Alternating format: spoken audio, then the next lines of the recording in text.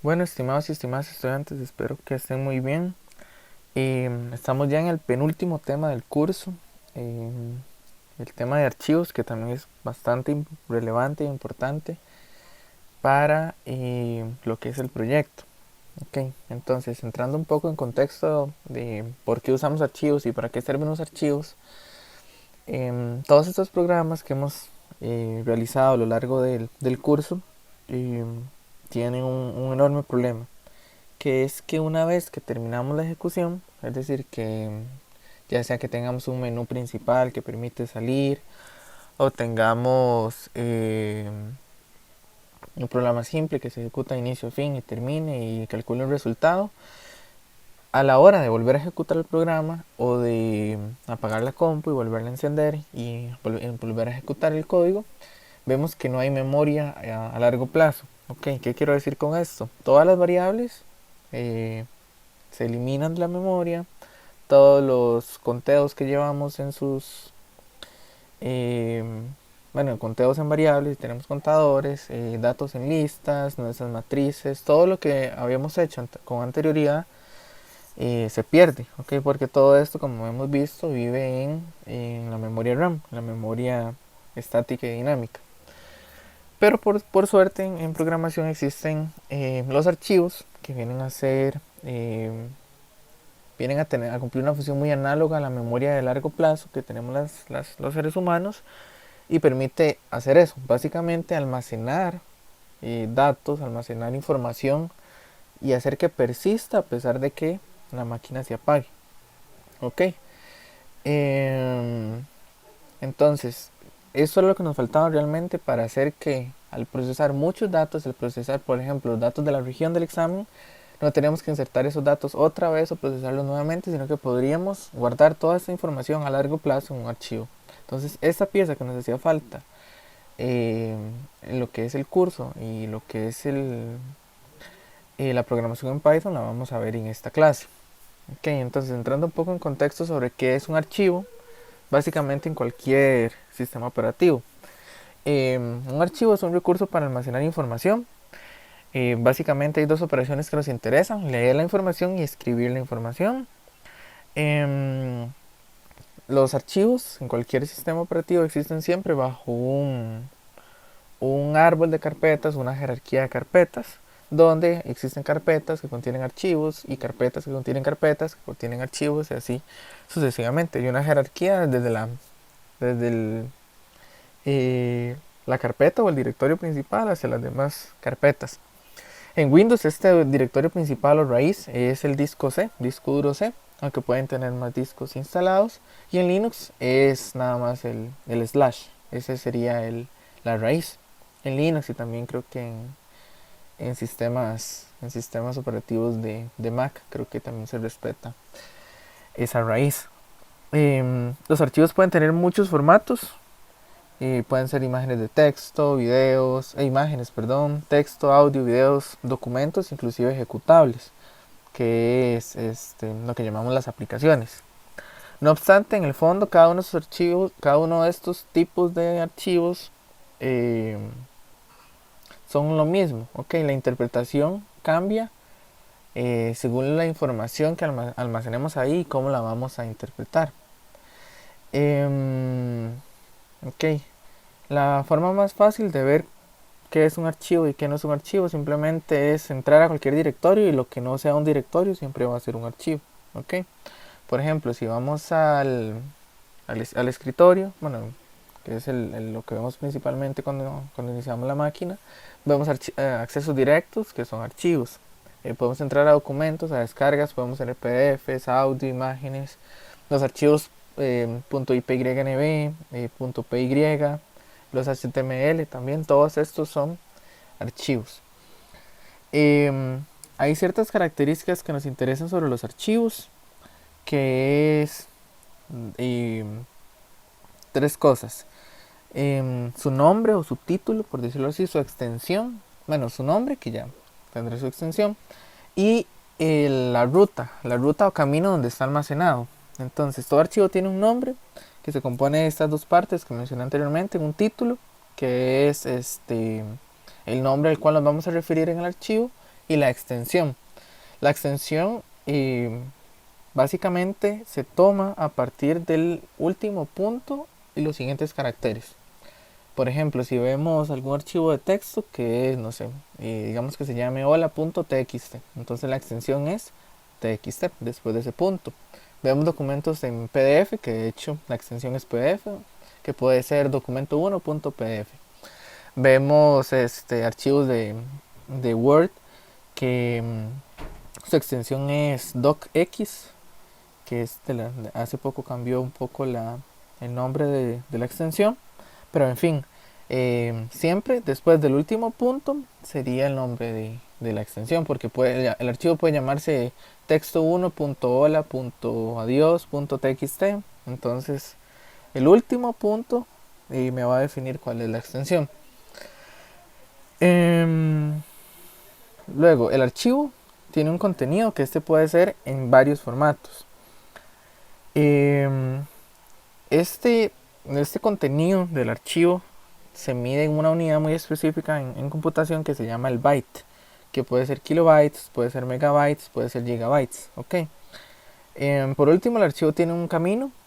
Ya ahorita hacemos más énfasis en lo que son los bytes. Tiene un camino que es la serie de carpetas que hay que recorrer para llegar a este. Básicamente, si nos imaginamos toda la estructura de carpetas en nuestra máquina como un árbol, empezando desde la raíz y buscando cuál nodo, cuál hoja de ese árbol es mi archivo, yo iría moviéndome entre directorio hasta llegar ahí. Por ejemplo, digamos que queremos llegar a algún documento que esté guardado en la carpeta estudiantes en una computadora Windows. Entonces tendríamos que ir a la raíz, luego a users, luego a estudiante y luego a documentos, que es donde estarían nuestros archivos que queremos buscar. Voy a pausar un momento el video porque creo que me está fallando una imagen para que la veamos un momento. Ok, listo, ahora sí, es que faltaba la imagen. Este es un ejemplo de archivo. Bueno, esto se abrió desde Linux. Como veíamos y como mencionamos anteriormente, tenemos un nombre que está definido por un título, por una extensión, en este caso es txt, un archivo de texto simple. Y también tenemos un camino, un directorio, un camino de directorios, por decirlo así, o un camino de directorios, una ruta de directorios, perdón, que es la cual tengo que seguir para llegar a ese archivo. Por último tenemos su tamaño, que mide el contenido. En este caso, tiene 175 bytes de contenido, ya sea una imagen, ya sea un ejecutable, un acceso directo, un PDF, un documento de Word. Vamos a encontrar la medida de su contenido. Ahora bien, bueno, como mencionaba, aquí el nombre del archivo es notes.txt, el título está en rojo y la extensión está en azul. Que el morado estamos señalando el tamaño del contenido del archivo, y en verde se ve el camino para llegar ahí, los directorios que hay que recorrer. Hay dos tipos de caminos muy importantes que debemos considerar. Un camino absoluto, que se construye a partir del camino y el nombre del archivo. En este caso, un camino absoluto, que es una ruta única para llegar a ese archivo, sería desde raíz, cuando estamos hablando en Linux, las distribuciones de Linux, raíz, carpeta home, carpeta home, creo que lo puedo hacer, un poco más grande, carpeta home, lion, notes.txt. Esta es la ruta absoluta, es una ruta única para llegar a ese archivo. Y muchas veces nos va a ser útil para abrir archivos que no estén en la carpeta actual donde estemos ejecutando el código, que eso lo vamos a ver un poquito más abajo. Si no utilizamos este camino absoluto, vamos a utilizar un camino relativo. Típicamente coincide con la carpeta en la que nos encontramos. Por ejemplo, el archivo que corresponde a la foto de arriba se encuentra en un camino relativo, gracias a que ambos se encuentran en la misma carpeta. Típicamente vamos a utilizar un camino relativo. En resumen, con esto del camino relativo, si nosotros ponemos nuestro código y nuestros archivos en la misma carpeta, en el mismo directorio o bien en el mismo camino absoluto. Para acceder a ellos solo tenemos que llamarlos por su nombre, ¿ok? Por ejemplo, si yo pongo en modo edición esta celda de Markdown, yo me refiero a archivo como archivo.png. ¿Por qué? Porque estoy utilizando la ruta relativa. Ahora que fallaba, este archivo me faltó copiarlo en la carpeta donde tengo este cuaderno de Jupyter. Por eso es que no lo podíamos ver. ¿Cómo lo hubiera resuelto si no lo tuviera en la misma carpeta? Que lo que hice fue en este caso copiarlo. Tengo que poner su ruta absoluta, que sería C, dos puntos, users, etcétera, etcétera, hasta llegar a donde esté, que me parece que estaba en descargas. La otra opción que es mucho mejor es moverlo a la carpeta absoluta donde está nuestro código, nuestra carpeta relativa donde está nuestro código o archivo ejecutable, y solo nos lo podemos referir de esta manera. Lo podemos invocar, lo podemos llamar y abrir, que en este caso es lo que nos interesa, solo con su nombre, porque ya el camino relativo está, digamos, lo que implícito a la hora de invocar cualquier función que necesite un archivo. Ok. Y mi consejo va a ser siempre, cuando estén ejecutando su código, haciendo sus tareas, hagan una carpeta que se llame, no sé, tarea 8 o laboratorio 8. Desarrollen ahí su código y los archivos que van a necesitar, colóquenlos en esa carpeta. O bien pueden crear una subcarpeta de esa que se llame archivos y se refieren a los demás llegando, perdón, se refieren a los archivos llegando desde carpeta o el nombre que le pusieron a esa subcarpeta, slash archivo 1, archivo 2, archivo 3, ok.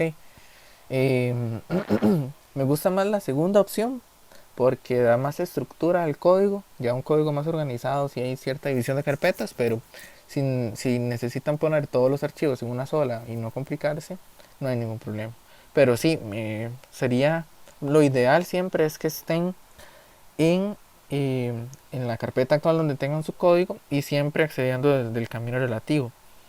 ¿Por qué? ¿Qué pasa si ustedes ponen, no sé, mi archivo está en escritorio? Entonces ponemos C, dos puntos, users, bueno, C, dos puntos, slash users, slash estudiante 1, slash escritorio, slash archivo 1. Y ustedes corren su código y todo funciona súper bien. Pueden abrir sus archivos, leer la información, escribir ahí, crear nuevos. Perfecto. Envían su tarea, el asistente lo abre y el asistente no se llama estudiante 1. Entonces esa ruta absoluta no va a existir y el código no va a correr. Okay, la idea es usar el camino relativo porque no importa dónde, en qué máquina se corra, mientras esté en la misma carpeta donde tenemos el código, Python lo va a encontrar o el sistema operativo lo va a encontrar y lo va a enlazar para que podamos manipular esa información. Ok, volviendo a esa estructura física en bytes, kilobytes, megabytes, gigabytes, que son términos que escuchamos mucho cuando hablamos de medidas de almacenamiento, pero no hacemos mucho énfasis en qué es, solo sabemos que ahora las cantidades de espacio y almacenamiento son bastante grandes.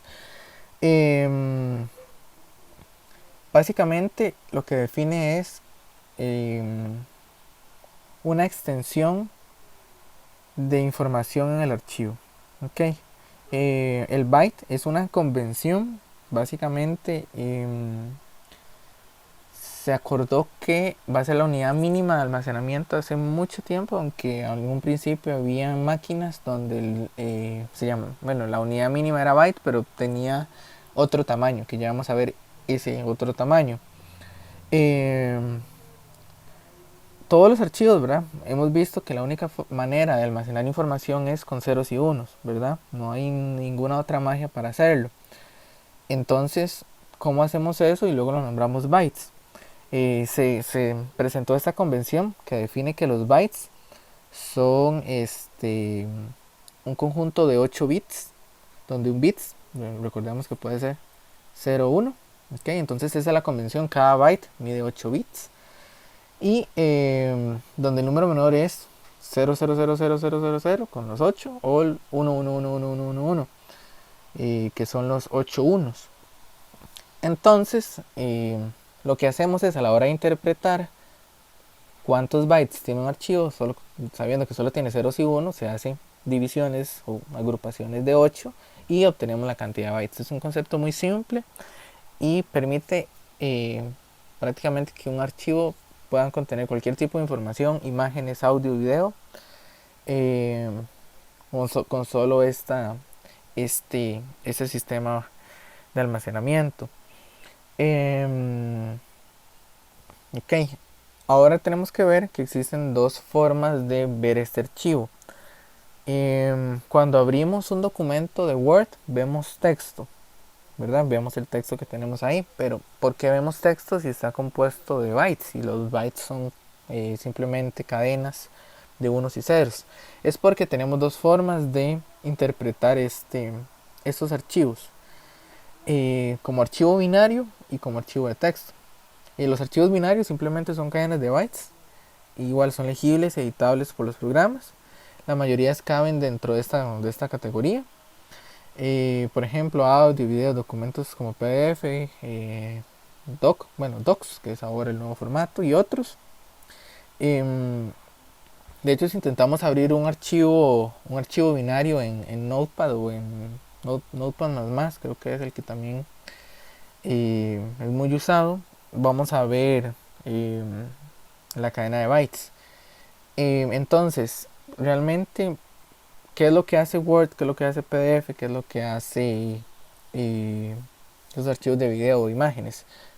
Están compuestos de bytes. Lo que hacemos es interpretar esos bytes de distinta manera. Por ejemplo, en las imágenes son arreglos de bytes que determinan píxeles, determinan colores.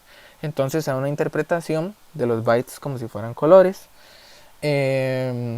Los documentos de Word y de PDF tienen muchísima información aparte del texto. Tienen información de lo que son metadatos, quién lo creó, quién lo modificó, los colores del texto, el subrayado, la posición, el justificado. Tiene mucha información que está en los bytes. Lo que sucede es la manera de interpretarlos. Es lo que cambia que se visualice como un PDF, que se visualice como un documento de Word. Pero en fin, volviendo a cómo se ve ya realmente un archivo de este tipo de imagen, documento de Word, documento PDF. Aquí tenemos una imagen. Para los que no tengan Windows, para poder abrir este archivo de esta manera, básicamente tienen que utilizar, que es lo que voy a poner acá, comentan esta parte y utilizan esto. Ponen bash cat imagen.png. Esto les va a permitir visualizar lo que vamos a ver acá. Básicamente llamo a la consola de Windows y le digo que me abra este archivo como binario para ver su contenido. Que me abra este archivo binario como texto para ver su contenido. ¿Qué interpretación de texto le da? Si lo vemos acá, vamos a ver imagen.png. Vamos a ver si es que no le gustan los comentarios. Sí, ok. Voy a insertar una celda aquí arriba porque no le gustó eso de los comentarios acá. Que básicamente esta imagen en su interpretación como texto se ve así, que básicamente son símbolos raros que no tienen sentido. ¿Por qué? Porque eso tiene la información de cómo se ven los píxeles en la imagen, son bytes, pero como vimos hace mucho tiempo, los caracteres son bytes que son bits. Entonces podemos interpretar esos bytes como texto, que básicamente algunos sí tienen más o menos sentido, como aquí comment created with, pero otros no tienen ninguna interpretación realmente entendible. ¿Por qué? Porque son bytes que están almacenando información. Los archivos de texto sí son cadenas de bytes que cuando se mapean a una codificación ASCII sí se convierten en caracteres legibles como personas, legibles por personas, perdón. En este caso, al intentar hacer un mapeo así, no conseguimos un resultado legible. Hay otros también que son de texto y son legibles, como TXT, el .py, que son archivos de texto. Que no tengan código es otra cosa, pero son archivos de texto. Si tratamos de abrir un archivo o ver su contenido como texto, pasa algo más o menos así. Si corremos este, que es un archivo que también lo voy a subir, que se llama texto simple, vemos que dice línea de texto 1, línea de texto 2, línea de texto 3, última del archivo. Entonces ese sí tiene una interpretación legible. Los caracteres ASCII sí mapean un texto entendible. En este caso, al intentar hacer eso, básicamente no lo logramos. En general, como ven, la extensión no tiene valor alguno. El valor es el que le damos nosotros esa información. Yo puedo guardar un video como .txt y tiene un video, pero está con formato txt y uno pensaría que es texto. A la hora de abrirlo vería puros símbolos raros, pero realmente la extensión lo que me da es una intuición de qué tipo de información debería haber en este archivo, y por convenciones se maneja así. De hecho, sí, es un experimento interesante, que es quitarle el txt a un archivo de texto y lo deberían poder abrir en Notepad++ o en Notepad de Windows normal, o en Vim si usan alguna distribución de Linux, de manera esperada, y verían el texto como está. No habría ningún cambio con la extensión o sin la extensión. También hemos visto que, no sé si han notado, que cuando un archivo tiene extensión, los sistemas operativos le colocan un icono intuyendo de que se abre o se interpreta con esta aplicación o con este software. Los archivos de Word tienen ese simbolito azul, PDF tiene ese simbolito rojo. Como ven, los archivos de Jupyter no tienen ningún icono porque no hace un buen mapeo del sistema operativo de cómo se deben de abrir, solo se ve el cosito blanco. Pero si uno tiene idea de por la extensión de que uno lo debería interpretar con Jupyter y no abrirlo con Word, ¿verdad? Porque vería cosas muy raras. Ok, ahora sí, entrando un poco más en la materia de cómo utilizamos archivos, ya que vimos qué son, cómo se usan, cómo se distinguen, qué contienen y sus partes fundamentales, cómo los utilizamos en Python. Los archivos, básicamente en Python, en muchos lenguajes de programación, se usan como una variable, es decir, debemos declararlo y análogo a esta declaración, a donde vamos a guardar la información del archivo, debemos abrirlo. ¿Por qué se hace este proceso de que un archivo se abre así como una variable se declara? Imaginémonos lo siguiente. Tenemos un archivo en la nube, ¿verdad? O tenemos algún archivo, no sé si han usado Google Drive en su versión de escritorio o Dropbox. Yo lo abro y lo edito, ¿ok?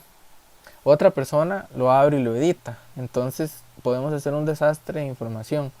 A la hora de abrirlo, le estamos diciendo al sistema operativo, ya sea Windows, ya sea Linux, sea alguna distribución de Mac, que queremos acceder a esa información y queremos privilegio en ese recurso, ¿ok?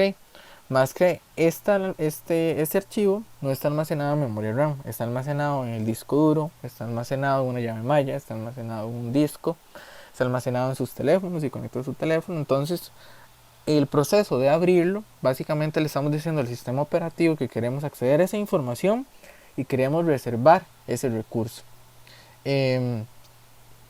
De hecho, cuando ustedes intentan borrar un archivo de Word, creo que en Linux es un mal ejemplo porque sí lo permite, podemos intentar abrir un archivo de Word y eliminarlo, y nos va a decir no puedo, está abierto. ¿Por qué? Porque Word le pidió al sistema operativo, abra este archivo, yo quiero este archivo para abrirlo, y si algún proceso externo, si alguna aplicación externa quiere abrirlo, en este caso borrarlo, dígale que no, porque yo tengo ese recurso. Entonces es necesario pedirle al sistema operativo a través de Python que este archivo lo queremos utilizar. Entonces se hace este proceso de apertura. Y también, tanto como se pueden imaginar, cuando lo abrimos, tenemos que proporcionar alguna forma de decir ya no queremos este archivo, ya no lo vamos a usar, que lo use el que lo ocupe, que lo use la aplicación, el proceso que lo ocupe. Entonces cerramos este archivo. Ok, entonces, en resumen, siempre tenemos que hacer dos operaciones para respetar esta lógica de manipular archivos. Abrirlo y ya cuando no vamos a hacer nada más con ese archivo, cerrarlo. ¿Ok? ¿Qué podemos hacer con un archivo? Podemos leer y escribir básicamente. Y en general es como trabajar con un arreglo de hileras, con una lista de hileras. ¿Ok? Podemos iterar sobre el archivo, movernos a algún carácter específico, ver en cuál estamos, etcétera, etcétera. ¿Ok? Entonces, hay ciertas reglas de este proceso de apertura del archivo, depende de lo que queremos hacer y tenemos que tener conciencia de lo que queremos hacer con los archivos. Ya sabemos que el nombre nos va a dar la referencia a qué archivo queremos abrir, queremos modificar, queremos leer y también cerrarlo. Pero también ocupamos determinar un modo de apertura de ese archivo. Ok. El nombre depende del camino que estemos usando. Puede ser el camino relativo o el camino absoluto. Ok, si yo pongo archivo.png, como vimos acá, se asume que está en la carpeta donde está mi código. Ok, si yo pongo toda la ruta, puede estar en descargas, puede estar en una llave Maya y ahí se va a traer. El nombre siempre va a ir acompañado de su camino. Y porque si yo pongo abramos doc.txt sin camino relativo, sin camino absoluto, entonces va a buscar en camino relativo. Y si no está en camino relativo, el sistema operativo no va a revisar todo el disco duro buscando ese doc.txt, sino que va a tirar una excepción de que no lo encuentre. Ocupamos especificar, mejor dicho, de manera única cuál archivo queremos abrir o a cuál archivo nos estamos refiriendo. Ok, esto es una cosa que les mencionaba. Si nuestro programa está en el escritorio, que yo les aconsejo que mejor no, que siempre esté en una carpeta aparte, tareas, laboratorios, y debemos abrir el archivo llamado 1.txt, que está en la carpeta archivos del escritorio, nos vamos a referir como archivos backslash txt, 1.txt. Esto si estamos en Linux, pero si estamos en Windows, sería archivos, que eso me faltó agregarlo, archivos.1.txt, que sería si estamos en Windows, porque se invierte el slash ahí, eso son cosas de la convención. Y también ocupamos especificar este modo como lo queremos abrir, si queremos leer, si queremos escribir o ambos. ¿Ok? Entonces tenemos que tener mucho cuidado si solo vamos a leer ese archivo, si solo vamos a escribir en ese archivo, o si vamos a querer hacer las dos acciones. Entonces este modo básicamente es una letra que sí tenemos que no aprenderla de memoria, pero tener esta información a mano a la hora de abrir los archivos y ver qué queremos hacer. R significa read, solo de lectura. La W de write sería solo escritura y borra los contenidos previos. Es decir, si tengo un archivo de 100 megas con el resultado de mi proyecto y lo abro para escritura y le escribo hola mundo, ese archivo de 100 megas se va a borrar y solo va a quedar el hola mundo. Entonces necesito tener precaución con el modo en que voy a manipular ese archivo. La A, que sería la A de la append, que sería solo de escritura y va a empezar a agregar al final. Por ejemplo, esto sería si tenemos, creo que había uno de reservaciones erróneas, un ejercicio de reservaciones erróneas de sillas de playa. Si tuviéramos nuestra auditoría, por decirlo así, creo que ese archivo ese proceso se llama auditoría, que vaya guardando las reservaciones que se hicieron. Entonces ocuparíamos abrir nuestro archivo de auditoría.txt, por decirlo así, en A, porque cada vez que haya alguna reservación se va a agregar al final, y si en algún momento hay un error, veríamos la información de ese archivo, procesamos las reservaciones y vemos lo que está fallando. Entonces no perderíamos la información anterior, que en ese caso una auditoría sí llevaría control de todo, y de conocimiento previo. Y por último R+, que es de lectura y escritura. Podemos leer y escribir en cualquier momento. Sí, creo que vamos a ver, leer y escribir en cualquier momento, no, creo que nosotros solo vamos a estar leyendo o estar escribiendo, no creo que en algún momento estemos modificando lo que escribimos o haciendo ese juego de operaciones, al menos por los problemas que tenemos planteado resolver. Ahora sí, ¿cómo se ve esto en Python? Es muy fácil porque es muy, eh, ¿cómo decirlo? Está muy relacionado a las acciones que hablamos anteriormente, abrir, cerrar, leer.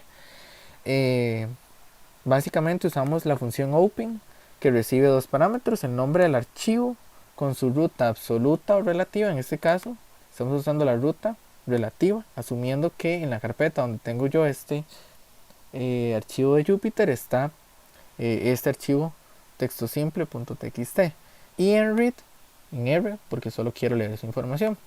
Ok, entonces si lo corro, aquí el archivo está abierto, ya podemos leer toda esa información. Ya leí mi información, ya hice el procesamiento, entonces tengo que cerrarlo simplemente. Donde quede almacenado el acceso a este archivo, de hecho es una variable que tiene la información de este archivo, le damos archivo.close y ya podemos seguir con nuestras acciones. Claramente, luego de que cerremos este archivo y lo intentemos usar, nos va a lanzar una excepción. Recordemos que a la hora de abrir y cerrar el archivo le estamos diciendo: sistema operativo, deme acceso a este archivo, quiero ver esta información. Cuando hago close, le digo: sistema operativo, ya no la ocupo más. Si este recurso se ocupa en algún otro proceso, que lo usen. Y si yo lo vuelvo a pedir sin abrirlo y el sistema en ningún momento le dije al sistema operativo, quiero este archivo, deme este archivo, abra este archivo por mí, entonces va a saltar una excepción de que ese archivo no esté abierto, es decir, ese recurso no lo podemos acceder en este momento. Igual esto aplica para los otros modos. Si quiero abrir un archivo acá, de hecho este archivo está en una carpeta, está en una subcarpeta que se llama carpeta y se llama texto.txt para write. Y voy a escribir: hola, estoy en una carpeta de nuevo, y luego lo cierro. Entonces si lo corro, voy a abrir un momento acá, aquí está carpeta, aquí está el archivo que se llama texto, lo voy a editar acá, y si lo vemos acá dice: hola, estoy en una carpeta de nuevo. La función write es muy útil. ¿Por qué? Porque ustedes se preguntan: ¿qué pasa si este archivo no existe? La función write lo que va a hacer es intenta abrir ese archivo para escritura. Si no existe, lo va a crear. Por ejemplo, voy a poner aquí texto nuevo, lo voy a correr y lo abrí, escribí y cerré. Si voy a mi carpeta, aquí está el archivo nuevo que se llama texto nuevo, y aquí está, hola, estoy en una carpeta de nuevo. Entonces, al tener el modo de write, inclusive el modo de R+, podría crear archivos nuevos. Y voy a dejar esto acá para que quede con el ejemplo que tenía. Igual si lo corro acá, el write le va a escribir y acá encima lo anterior. Algo que no mencioné, que se me escapó acá, es que si yo quiero abrir mi archivo binario, es decir, voy a empezar a leer bytes en lugar de texto, tengo que poner luego de cada modo la B, es decir, indicando que voy a leer bytes. En este caso realmente leería arreglos de bits. Podría empezar a trabajar a nivel de bits y hacer modificaciones. ¿Cuándo se usa esto? Esto se usa mucho tal vez hay una cosa que se llama el número mágico, que es un poco más de cómo decirle al sistema operativo que este archivo, o cómo decirle a una aplicación que este archivo es de este tipo. El número mágico básicamente lo que contiene es un número único para cada tipo de archivo. Por decirlo así, si yo voy a abrir un archivo de código de C++, tiene un número mágico. Si yo voy a abrir un archivo, un número mágico que dice que es de C++, si voy a abrir uno de Python, dice eso, etcétera. Entonces, si yo quiero leer ese número mágico, es una serie de bytes que contiene un número. Como vemos, como hemos visto, los números en la compu se representan de manera binaria. Entonces yo puedo tomar esos bytes como un número binario muy grande. Si yo tengo 3 bytes, puedo interpretar eso como un número binario de 32, perdón, de 24 bits, 24 números, valores binarios, y interpretar eso como un número y ver de qué tipo es. Entonces se puede hacer ese uso a nivel de bytes, pero ya son como para operaciones más complejas, eh, y también donde tal vez quiera ahorrarme espacio a la hora de almacenar cosas, pero es posible y se puede hacer utilizando, utilizando la B en los modos. Ok. eh, entonces, sí hay que tener cuidado con los archivos que abrimos y a la hora de leerlos. Veamos este ejemplo. Eh, Vimos que este archivo solo tiene una línea, bueno, varias líneas de texto, una sola línea de texto, y no hay ningún problema. Son como, no sé, son menos de 100 bytes lo que tiene almacenado esto. Pero ¿qué pasa si vamos a abrir un archivo de 8 gigas, ok, o de 16 gigas?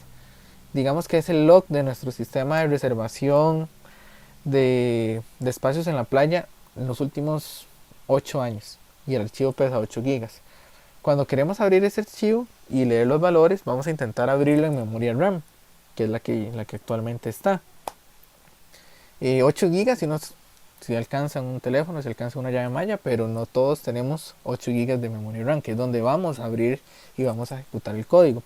Y si hacemos eso, la compu básicamente se congelaría. ¿Por qué? Porque se llena la RAM y el sistema operativo tiene que resolver ese problema de que no hay memoria suficiente para almacenar esta información de este archivo que estamos abriendo. Por eso lo que hacemos es leer este archivo poco a poco conforme necesitemos. Ya que lo abrimos y este recurso es de nosotros, podemos pedir la información poco a poco. Ya el recurso es de nosotros, ya el archivo está abierto, entonces podemos pedir la información. Si no pudiéramos eh, tener nuestro archivo abierto todo el tiempo que quisiéramos, sí tendríamos que, de hecho sería muy problemático, tendríamos que abrir el archivo, pedir esa información, cerrar ese archivo y y rogando de que tengamos la memoria RAM suficiente para que quepa ese archivo en memoria RAM. Pero por dicha no es así, podemos abrirlo y leerlo poco a poco y mantenerlo abierto, perdón, todo lo que necesitemos. Veamos este ejemplo. Eh, Aquí lo vamos a abrir en read, solo vamos a hacer lectura. Vamos a pedir un carácter, que de hecho la función read recibe un parámetro que dice cuántos caracteres quiere leer o queremos recuperar. Podemos, de hecho vamos a abrirlo acá. Este es texto simple.txt. Voy a leerlo acá. Aquí está, texto simple.txt. Que el texto que dice línea de texto 1, línea de texto 2, línea de texto 3, última del archivo. Ok, cuando yo leo acá, vamos a ver, cuando yo leo acá, en la línea 3, leo un carácter, leo la L y lo imprimo. Luego leo 2 caracteres, pero pasa algo muy curioso. Esperaríamos leer LI, pero no, leyó IN de línea. Y luego cuando leí 10, leí los siguientes 10, pero no leí los primeros 3 que ya había recuperado. Y aquí lo cerré. Entonces, cada vez que leemos el archivo, la posición de la última lectura se mueve y avanza. Es decir, vamos a empezar a leer a partir de ahí. Sí tenemos que tener cuidado con eso porque creeríamos que al leer 10 recuperaríamos toda la línea, pero no. De hecho tiene sentido, porque si no, ¿cómo avanzamos en el archivo? Sí, va a empezar a leer a partir del último carácter o byte leído en este caso. La otra forma, que es la que más vamos a usar, es con readline, que es para leer una línea completa, especificando el tipo de el carácter o el byte de fin para terminar esa línea. Por ejemplo, aquí estoy leyendo con readline. Vamos a ver. No, esto es para el print. Aquí estoy recuperando toda la primera línea y estoy diciendo a la función print, que este parámetro no lo hemos visto hasta ahora, que imprima la línea hasta que se acabe. Es decir, que el último carácter que va a imprimir de esta línea va a ser la cadena vacía. ¿Okay? Esto pasa porque Es una convención de los archivos desde el lenguaje C que todas las cadenas terminan en carácter vacío. Entonces en este caso le estamos diciendo a print que imprima hasta que se encuentre un carácter vacío. Si lo quitamos, ya vamos a ver el resultado, va a imprimir el salto de línea. ¿Por qué? Porque cada línea en este caso termina con un salto de línea para hacer que empiece la otra línea. Pero esto es como para el ejemplo hacerlo así. Ya vamos a ver que cuando queremos leer todas las líneas, sí hacemos un split por ese carácter. Pero sí, en este caso es porque todas las cadenas de texto, todas las hileras, todas las cadenas de caracteres, todos los objetos string terminan con carácter vacío, por una convención de muchos años atrás del lenguaje C. Creo que esta es más útil, ¿por qué? Porque nos permite recorrer cada línea y ir imprimiéndola. Por ejemplo, aquí abrimos el archivo, lo abrimos porque lo cerramos en esta línea, lo abrimos y iteramos, no con índices, sino de la forma de iterador, esta línea en este archivo, cuando lo vimos, esta línea en esta hilera, o este elemento en esta matriz, o este elemento en esta lista, podemos usar el iterador de la manera de iterador sin pedir el rango, es decir, sin hacerlo de manera indexada, y igual podemos imprimir cada línea acá. Volviendo a la escritura, vean que se itera sobre línea en archivo y cada línea se almacena en el iterador, que es la línea. En la escritura, si lo abrimos para escribir, podemos usar write, que funciona como un print. De hecho, se puede hacer lo mismo que un print, pero hay dos cosas distintas. No se incluye el salto de línea al final, entonces sí tenemos que hacerlo explícito, porque si no, no es como el print, que si yo ponía 3 print, habían 3 líneas distintas, o si vi que muchas veces ustedes cuando ocupaban imprimir una línea en blanco ponían un print de comillas vacías, de carácter vacío, y ya eso tiraba una línea en blanco. En este caso no, tenemos que ponerlo explícitamente, y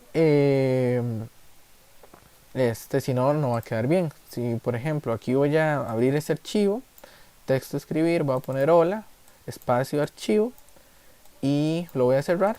Entonces voy a ejecutar esto y luego a la hora de abrirlo, acá voy a ver que dice hola archivo, es decir, aunque hice 3 writes, no hubo salto de línea. Si yo pongo aquí salto de línea,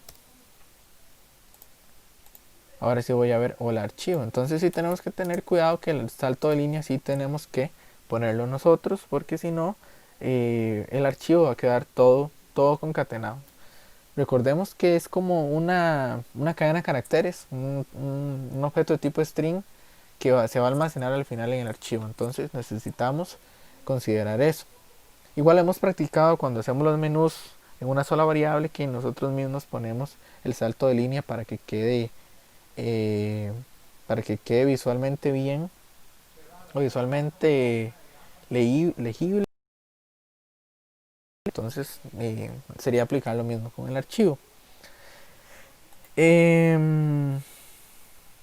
Vamos a ver, podemos dar formato con el operador de sustitución.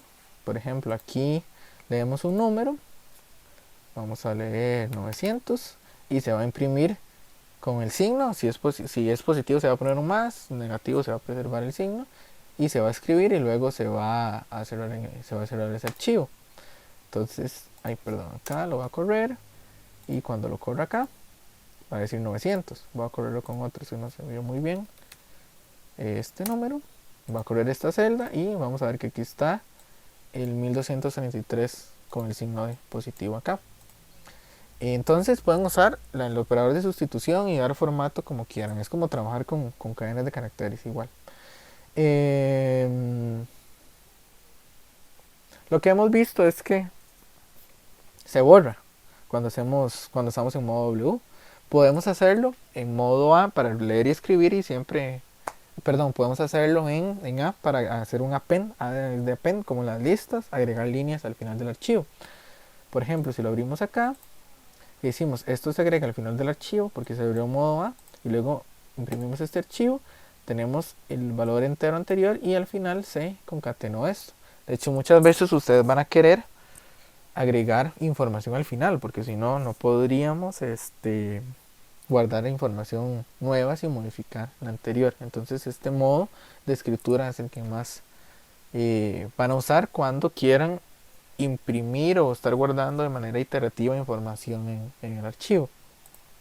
Ok, otro punto muy importante que es de los últimos es cómo nos movemos a voluntad en el archivo. Anteriormente vimos que el archivo recuerda en cuál posición estamos si estamos leyendo caracteres. Ok, de hecho esta posición se le llama cursor. Hay un cursor que me dice dónde fue el último carácter que quedé en mi última lectura. Empezando desde el carácter 0, porque es un arreglo. Y como nos gusta en computación empezar en 0, empezando desde la posición 0. De hecho, lo que representa es en qué byte vamos o en qué byte quedamos luego de la última lectura. Y para eso usamos la función tell, que lo que dice es eso: en qué posición está nuestro cursor, nuestro indicador de posición en el archivo. Veamos este ejemplo: que vamos a abrir un archivo de solo lectura que ha guardado en la variable archivo. Vamos a ver por cuál carácter vamos, que es con la función, es un valor entero, ¿verdad? La posición es un valor entero. Luego vamos a leer una línea y la vamos a imprimir acá, y luego vamos a ver en cuál quedamos. Entonces si lo corremos acá, quedamos en el 0, vamos a leer esto y quedamos en el carácter 17. Si lo vemos un momento, el archivo texto simple, que es este, leímos acá y leímos toda una línea. Si vemos acá, estamos en la columna 17 de la línea 1, que fue la última que leímos. Entonces esa fue la última donde va a quedar. ¿En cuál vamos a empezar a leer si leemos? En la 18, que sería acá. ¿Ok? Que sería el byte 18, que es el que está aquí, porque cuando leímos una línea leímos todos los 17 caracteres. Bueno, aquí son 17 contando el salto de línea, que es el que está explícito cuando leemos una línea.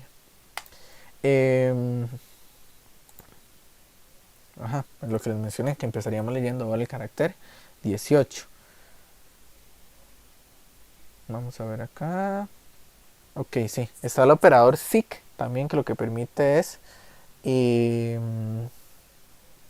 decidir en dónde vamos a empezar a leer. Simplemente hacemos como un seek de quiero mi cursor aquí y a partir de aquí quiero leer. Si quiero empezar a leer manualmente los valores, por ejemplo, quiero leer mi archivo al revés, quiero leer mi archivo brincándome un byte, brincándome un carácter de por medio o cosas así, que también es posible, como en un arreglo. Habíamos dicho desde el principio que nuestro archivo es como un arreglo, como una hilera, una cadena de caracteres que podemos acceder a cualquier posición cuando queramos. Veamos este ejemplo. En este caso abro el archivo, salto a la línea 16 con la función seek. Pero esas funciones son de este archivo. Leo una línea y luego digo dónde estoy. Entonces me moví al 17, leí otra línea, entonces leí otros 17, que es esta. Entonces leería a partir del 34, que es el último que quede, que es este, y entonces empezaría con el 35. Si vemos acá la salida, dice que se leyó la línea de texto 2, que fue la que imprimimos, y luego empezaríamos a leer en el carácter o en el byte 35, porque el último que se leyó fue el 34. Podemos hacer esto y leer de manera más personalizada los valores del archivo para hacer muchas más operaciones. Esta función seek tiene otro parámetro, un segundo parámetro, que tiene un valor por defecto igual a 0. Si se omite, se puede omitir, y tiene un valor por defecto, como hemos visto. Y tiene una nomenclatura un poco extraña que sí tendríamos que aprendernos. 0, que es nuestro valor por defecto, uno esperaría siempre leer desde el inicio del archivo. 1, queremos leer desde la posición actual. Y 2, lo que permite es leer desde el final del archivo. Por ejemplo, sig 21 significa que va a avanzar 2 caracteres y vamos a empezar a leer desde ahí. Es decir, voy a brincarme 2 y empezar a leer desde ahí.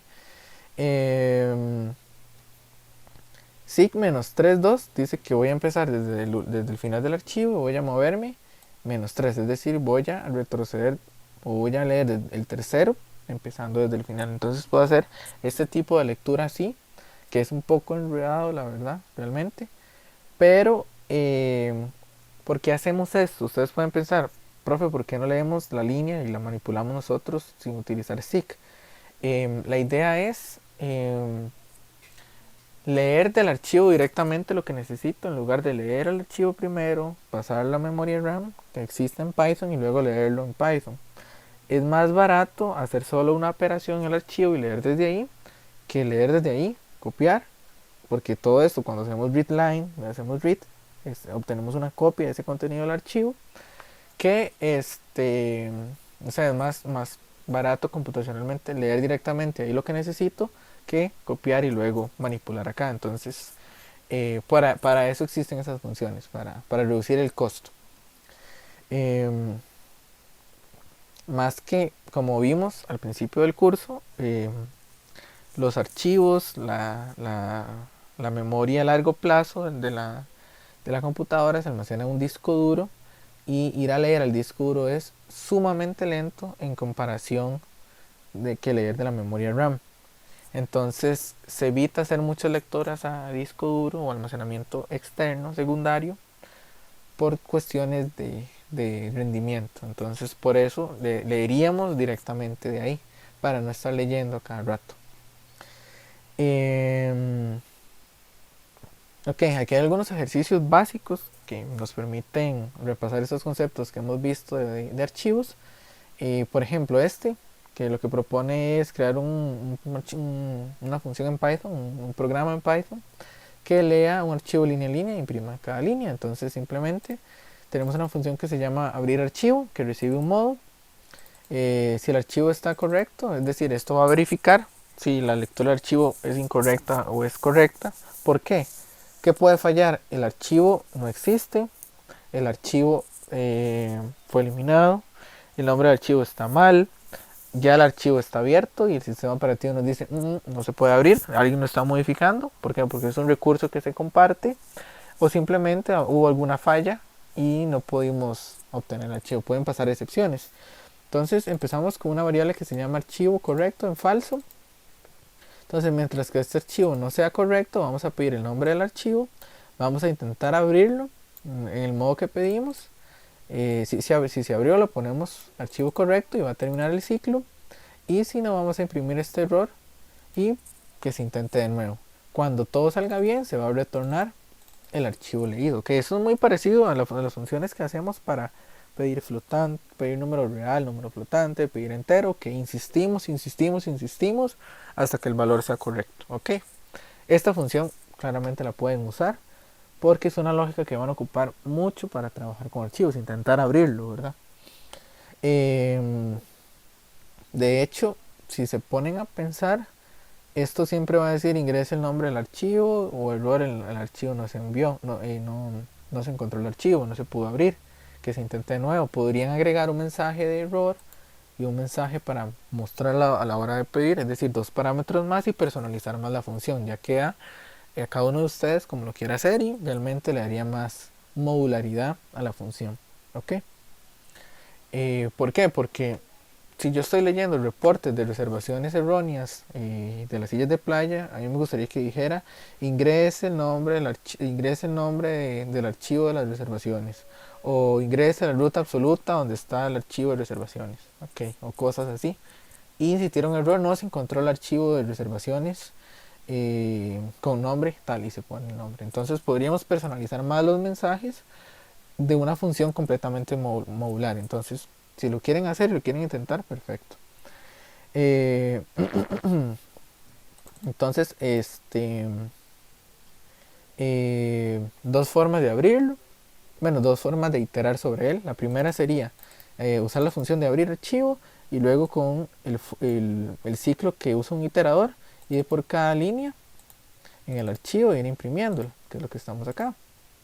Vamos a poner, ¿cómo se llama? Se llama texto-simple.txt, texto-simple.txt, y vemos las líneas.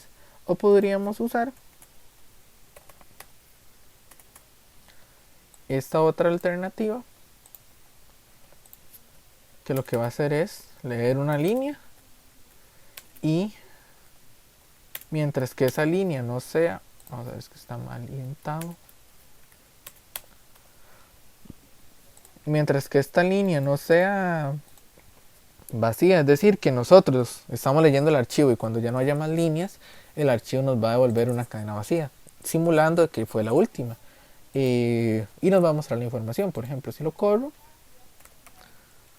texto-simple.txt, obtenemos el mismo resultado. Cualquiera de las dos formas es válida y correcta a la hora de leer. Ok, entonces pueden utilizar la versión que quieran. Me gusta más la otra con iteradores, y más para que también tengan práctica de cómo usar iteradores, es decir, una forma que ofrecen los lenguajes de programación para que nuestra variable de iteración sea un iterador del mismo tipo de datos que los elementos de ese contenedor, o de esa cadena de caracteres, o de manera indexada, donde nuestra variable de iteración es los posibles índices que van a variar según un rango que definimos, que es lo que hemos visto anteriormente en estructuras de control. Vamos a ver este ejemplo.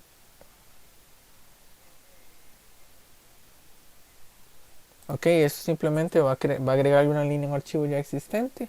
Entonces se llama agregar línea al archivo y a la línea, y la cual línea queremos agregar. Entonces esto nos va a permitir evitar estar concatenando o olvidando la concatenación del salto de línea. Lo va a hacer por nosotros. ¿Por qué? Porque va a hacer una concatenación de la línea actual que queremos poner más el salto de línea. Vamos a verlo acá. Texto-simple.txt. La línea, esta es una línea que ya tiene /n. Si lo abro acá, que de hecho aquí no es texto escribir, aquí sería texto simple, lo que me va a decir, vamos a ver, textos, ay, perdón, le cambié el nombre al archivo y creé uno nuevo. Se va a llamar text-simple. Text-simple. Y ahora sí, esta es la línea que ya tiene un salto de línea, que es /n. Voy a abrirlo acá bien para poder texto-simple.txt. Ahora sí, voy a abrirlo acá, que era lo que quería probar, y lo vemos acá. El último no tenía salto de línea, pero al agregarlo acá, este sí tiene salto de línea. Entonces, si todas las líneas anteriores las hubiera agregado con mi función agregar línea, todo hubiera quedado como si hubiera hecho prints, pero este ya lo tenía. ¿Cuál hubiera sido la opción para corregirlo? Poner aquí un /n, pero le quitaría la funcionalidad que estamos buscando. En este caso fue porque ya el archivo tenía eso. Luego, esta función bastante útil, lo que permite es copiar el contenido de un archivo a otro. Entonces lo que vamos a hacer es definir una función copiar que recibe un archivo de origen, un archivo destino. Vamos a usar un for con iterador sobre las líneas del archivo de origen, y los vamos a escribir tal cual están, pero en el archivo destino. ¿Okay? Entonces lo que hacemos es abrir el archivo origen en la línea 5, abrir el archivo destino en la línea 6, en la línea 5 lo abrimos solo para leer, en la línea 6 lo abrimos solo para escribir, copiamos llamando la función y luego cerramos ambos archivos. Si lo vemos acá, el archivo de texto de origen se llama texto-simple.txt. Voy a poner copia clase. Hoy estamos 7 de junio. No le voy a poner extensión para que vean que puede quedar sin extensión. Y cuando lo abra acá, copia 7 de junio, sin extensión, que de hecho se va a guardar, no se va a guardar en carpeta, se va a guardar acá. Y lo corro, va a tener el mismo contenido que ya tenía el archivo de texto guión simple. Ok, aquí yo metí la extensión para que vean el ejemplo de que la extensión solo me dice que contiene texto, pero yo aquí puedo haber guardado un video. Entonces la extensión solo es un orden de al menos nos permite definir convenciones de qué tipo de archivos y también de qué tipo de aplicaciones abren estos archivos. Ok, este programa lo que nos permite es encontrar, de hecho no sé, me pregunto por qué se llama alfa, cuál es la palabra más larga en cada una de las líneas de los archivos. Ok, como hemos visto y vimos anteriormente en hileras, podemos definir que cada palabra de una cadena de caracteres se define como las que estén separadas por espacio, ¿okay? Que de hecho funciona así en muchos idiomas. Entonces, ¿qué deberíamos hacer primero? Vamos a definir dos funciones. La primera es buscar la palabra más larga de una hilera, es decir, vamos a definir una hilera. Lo que vamos a hacer es dividir esto se parece mucho a la función de máximo. Recordemos la función de máximo y mínimo que definimos. Usted va a ser el máximo, usted va a ser el mínimo hasta que encontremos nuestro verdadero máximo o mínimo, o cuando estamos haciendo usamos infinito positivo o negativo, importando desde math. En fin, línea 2 usamos el operador split y obtenemos todas las palabras usando como token el espacio.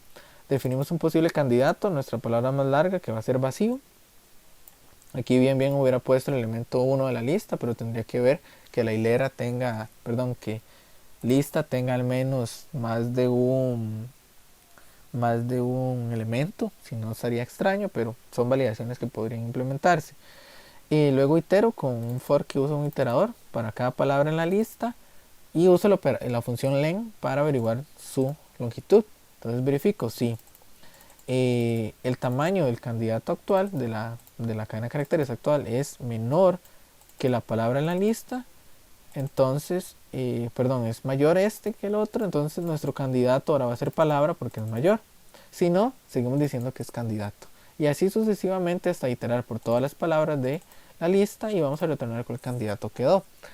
Si nuestra lista está vacía, nuestra palabra más larga va a ser vacío. Si no, vamos a encontrarlo aquí en la lista.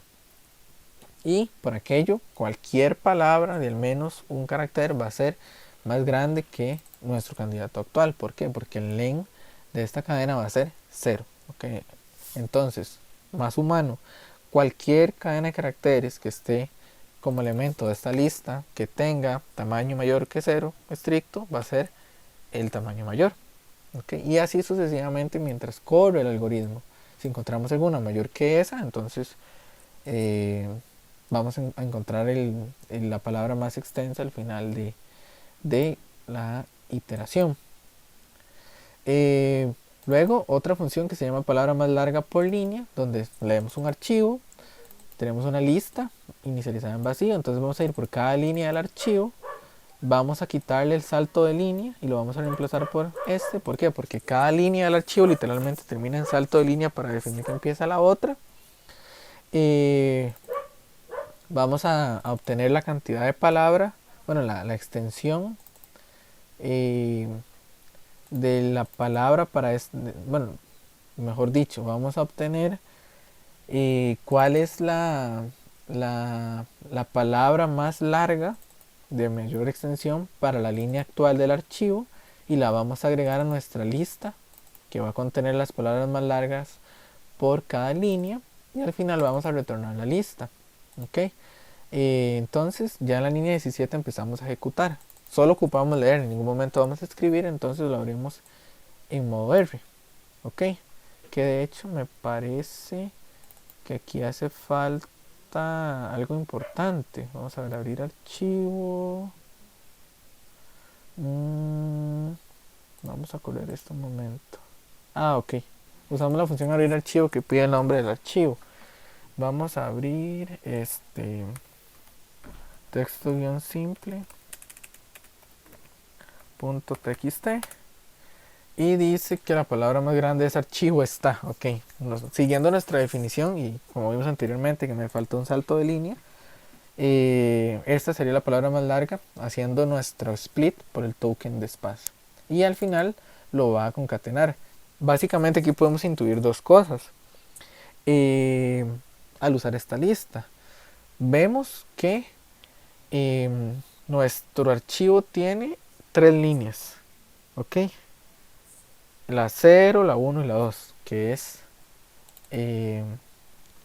según los índices. ¿Por qué? Porque por cada línea se agregó una palabra más larga y si hay 3, entonces hay 3 líneas y que la palabra más extensa está en la línea 3. Podemos hacer que esta función también devuelva cuál índice, en cuál índice está la palabra más grande o en cuál línea está la palabra más grande, pero podríamos modificarlo. Se los dejo por ahí para que lo modifiquen. Vamos a ver, de hecho podríamos hacerlo así para que quede el ejercicio. Número línea empieza en 0. Entonces aquí vamos a retornar ahora una tupla, la lista y número línea. Y empieza en -1. Vamos a ver. Entonces sí, vamos a ver.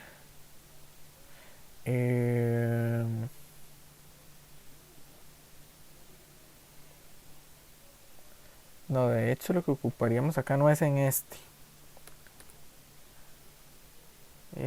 Vamos a ver cómo podríamos hacerlo sin modificar tanto acá.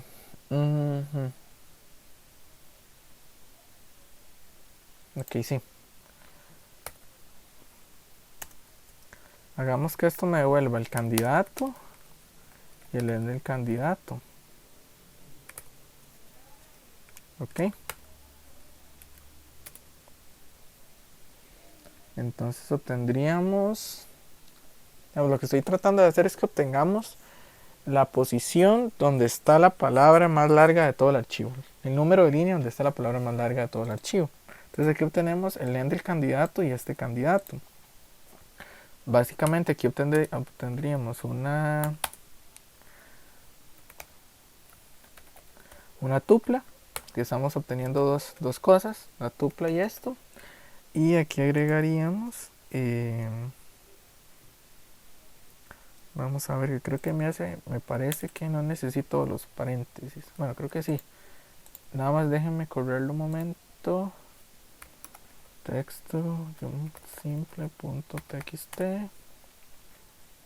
Sí, no necesito los paréntesis. Ya los dos valores estarían acá. Entonces lo que necesito es una variable que se llama tupla información, que es esta. Entonces aquí lo que adjunto es en la posición 0, porque nuestra primera posición de la tupla viene el candidato. Ok, y necesitaría otra línea que se llame otra lista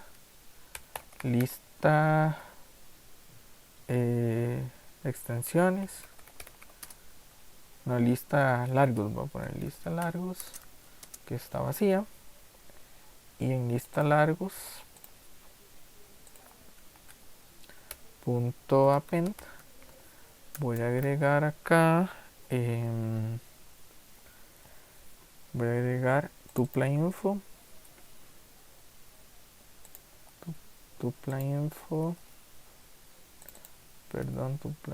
posición 1, porque en mi posición 1, que es la segunda posición, vendría el end del candidato.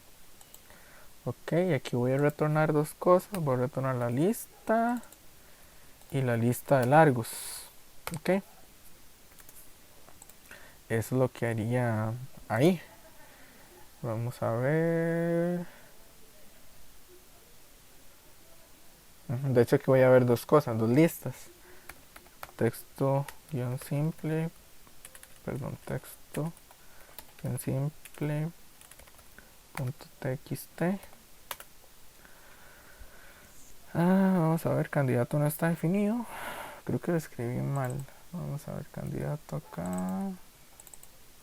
Sí, perdón, lo escribí mal. Para decir texto guión simple.txt.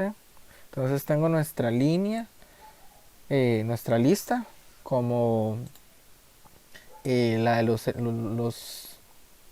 las palabras más grandes por línea y las longitudes. Entonces necesitaría ver el máximo de estos tres números y ver en qué posición está ese máximo. Me voy a aprovechar un momento. Me parece que en NumPy hay una función que ya hace eso para no tener que hacerlo nosotros. Import NumPy has np.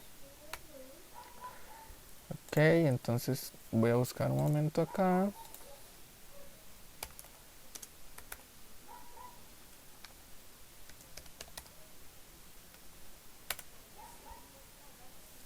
Ok.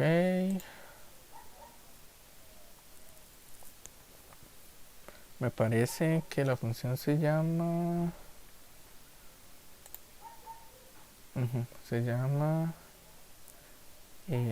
Emacs. Ok. Me parece que retorna el índice. Entonces vamos a ver acá. Aquí vamos a imprimir la lista, que es solo 0. Y aquí vamos a imprimir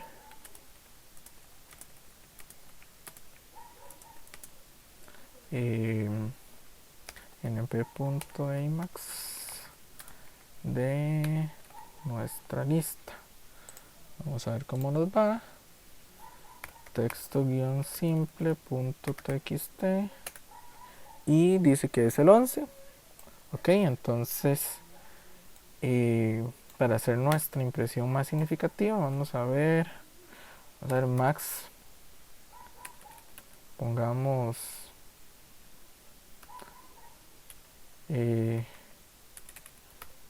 longitud mayor palabras es igual a numpy.emacs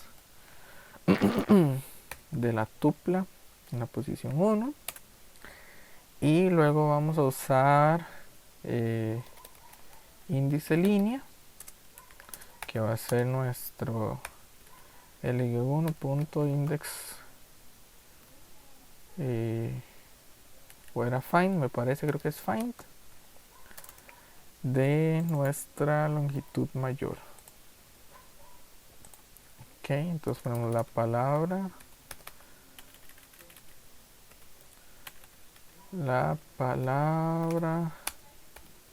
más extensa del archivo está en la línea por ciento de por ciento índice línea. Vamos a ver cómo nos va. Texto bien simple.txt. Dice numpy no está definido. Vamos a ver cómo lo escribí. Lo escribí mal. Ay, perdón, np. Texto guión simple.txt. ListObject dice que no tiene el atributo find. Ok, vamos a ver. Es que no recuerdo muy bien cómo es que se llama esta función. Vamos a ver. Python 3 list para no abrir el archivo de nuevo en el archivo de Jupyter. Vamos a ver. Index, perdón, era index.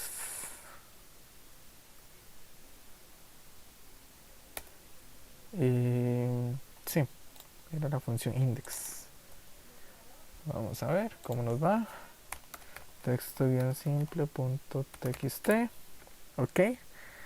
Sí, dice que es la línea 2. Sabemos que tenemos línea 0, línea 1, línea 2. Ok. Entonces así podríamos encontrar en qué línea está la palabra más grande de todo el archivo, con algunas modificaciones que hicimos acá y aprovechando NumPy. Igual lo que hice acá, pueden buscar en otros sitios. Yo siempre busco la documentación oficial de Python, python.org, que es esta. Igual de NumPy,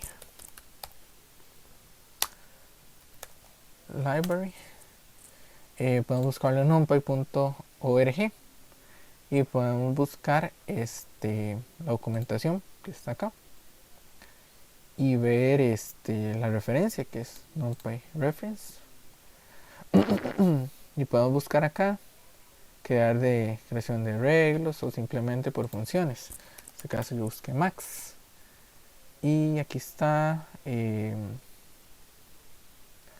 Vamos a ver. Vamos a ver, aquí está Emacs, que es la función 15.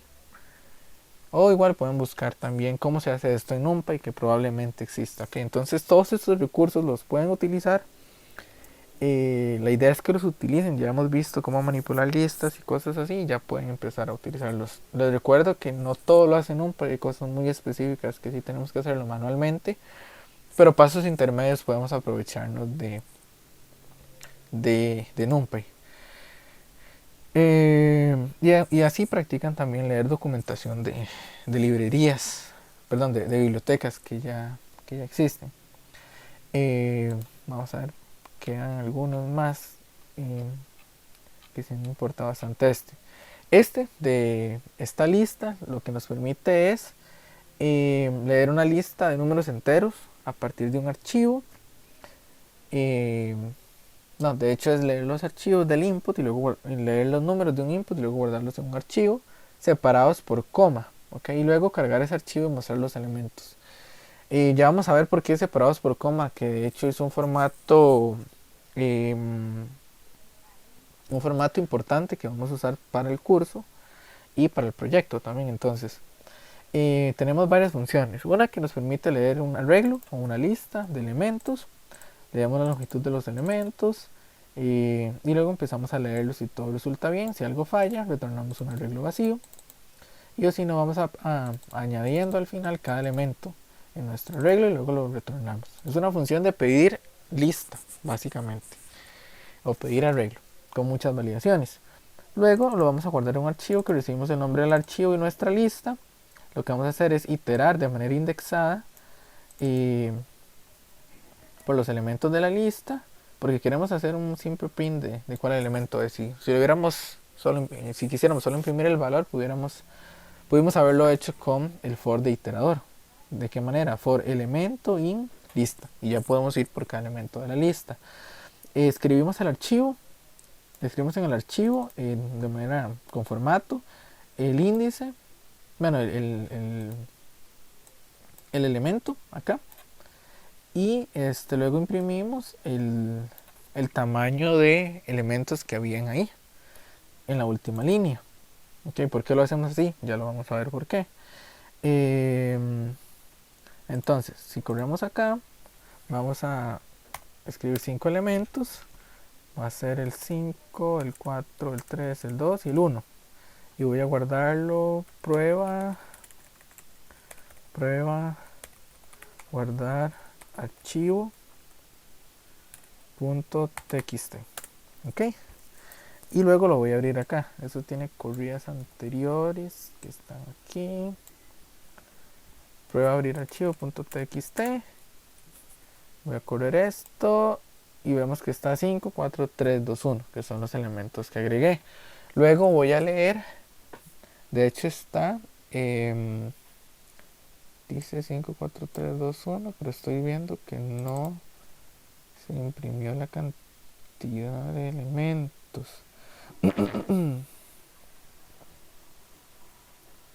Vamos a ver, es que dice archivo.write. Vamos a ver. 5, 4, 3, 2, 1. Sí, me extraña. Vamos a ver por qué no se imprimió eso. Es que estoy viendo acá que se tuvo que haber impreso la cantidad de elementos que habían. Vamos a ver. Length de lista. No, aquí había que imprimir el último elemento, de hecho, al final. El que está en lista -1. Pero vi que se imprimió el 5, el 4, el 3, el 2 y el 1. Y se tuvo que haber impreso el 5 otra vez. Pero no sé por qué. Voy a verificar un toquecito este archivo. Que se llama prueba guardar archivo. Voy a abrir acá un momento. 5, 4, 3, 2, 1 separados por coma. Ok.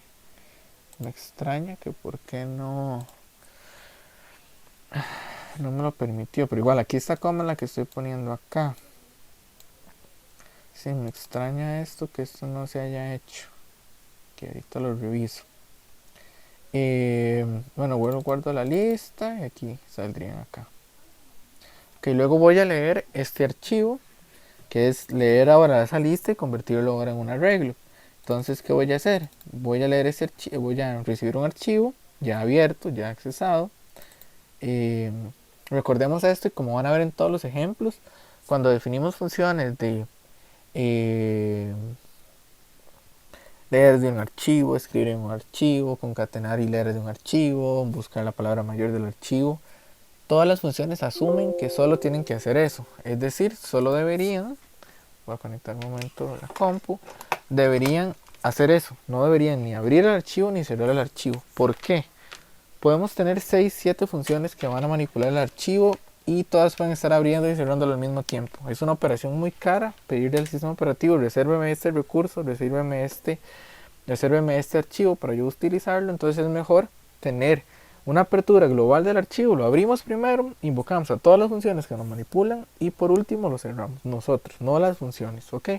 Entonces es una práctica que espero que apliquen y no estar abriendo y cerrando el archivo en cada invocación de función. Ok, volviendo acá, la línea 2 voy a leer de este archivo, voy a hacer un split por coma, es decir, voy a obtener cada valor porque sé que nuestro token es coma y entre cada coma hay un valor. Hay una lista de números, que son los números que voy a obtener, y por cada hilera en nuestra lista de hileras, que son las líneas del archivo, bueno, cada elemento del archivo, lo voy a agregar a nuestra lista de números convertido como entero, ok. ¿Por qué? Porque se está leyendo siempre como una cadena de caracteres, que eso es muy importante, esta conversión. Finalmente voy a retornar nuestra lista de números. Cuando lo corro acá, el archivo se llama, voy a copiar aquí el nombre un momento, prueba guardar archivo. Y vemos que aquí están guardados en una lista 5, 4, 3, 2, 1. Ok. Y en este punto, que es el último, que es muy importante, y les va a servir mucho para el proyecto, es el siguiente. Hay un formato de archivo que es muy simple, que se llama CSV, que es una extensión, de hecho la extensión es CSV, y está dada por, o como se dice, la sigla significa Comma Separated Values, que son datos o valores separados por coma.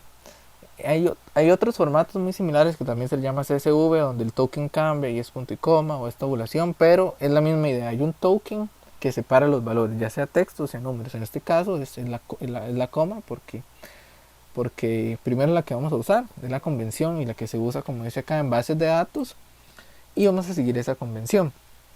Sirve para representar tablas en Excel, pero para nuestros efectos nos va a servir para leer valores y representar más que todo matrices, ok, en archivos de texto. Okay, entonces un CSV se ve más o menos así. Aquí tenemos un ejemplo, un CSV, que es un archivo que también voy a subir acá, que se llama matriz.csv, y está así: valores separados por coma y todos terminan con un salto de línea. Ok, entonces eso es una matriz de 1, 2, 3, 4 filas por 3 columnas. Es una manera lógica de representar la matriz simplemente en un archivo CSV, que es lo que van a utilizar también para el proyecto. El proyecto les pide cargar una matriz de un archivo CSV. Entonces aquí hay una función muy simple que lo que permite es cargar una matriz a partir de un archivo, que esta la pueden reutilizar en el proyecto, hacer sus mejoras, validaciones y lo que necesiten, porque esto va a leer cadenas de caracteres. Ok. No va a validar que en la matriz no venga un hola mundo como una columna, como un elemento de una columna. Entonces, ¿qué hace esta función? Recibe un archivo ya abierto, define una matriz y por cada línea del archivo va a crear una fila, va a reemplazar el salto de línea porque este salto de línea es un elemento de cada línea. Luego va a obtener los elementos de cada...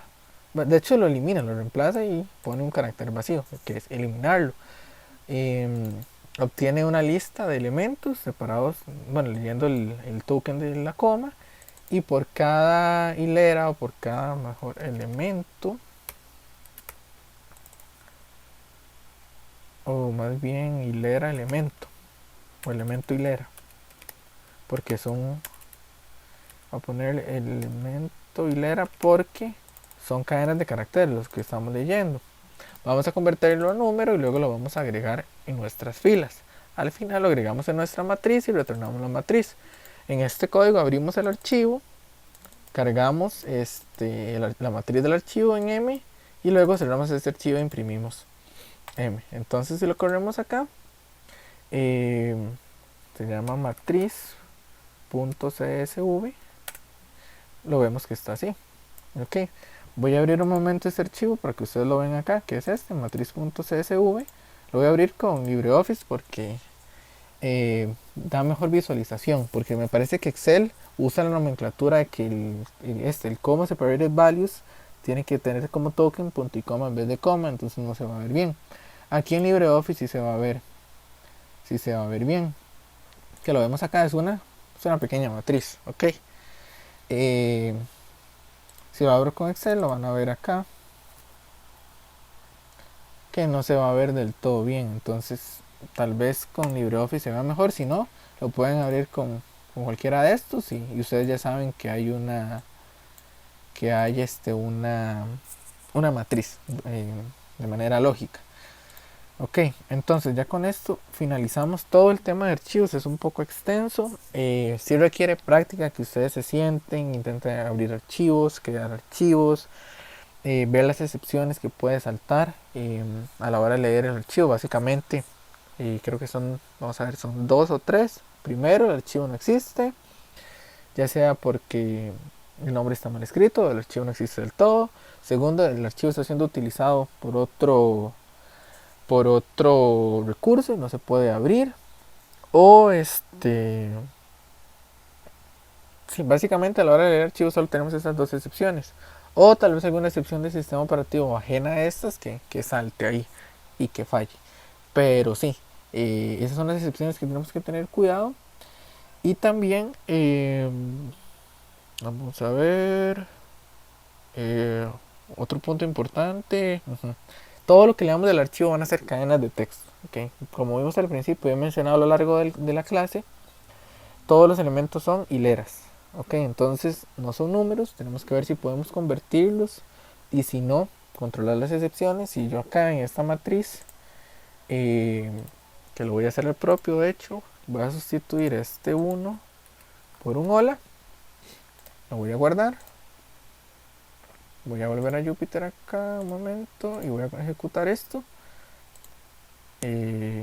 Matriz.csv.